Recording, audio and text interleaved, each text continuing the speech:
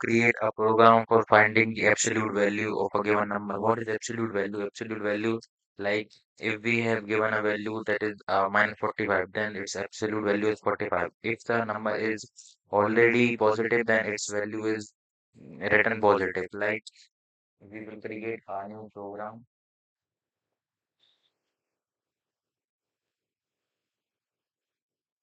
Absolute value. So similarly in this we take the input, we will copy code.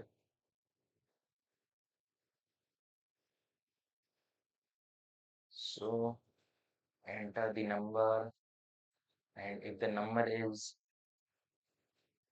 greater than,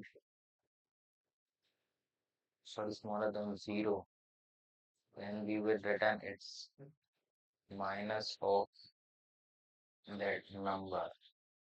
Otherwise, we will return that number.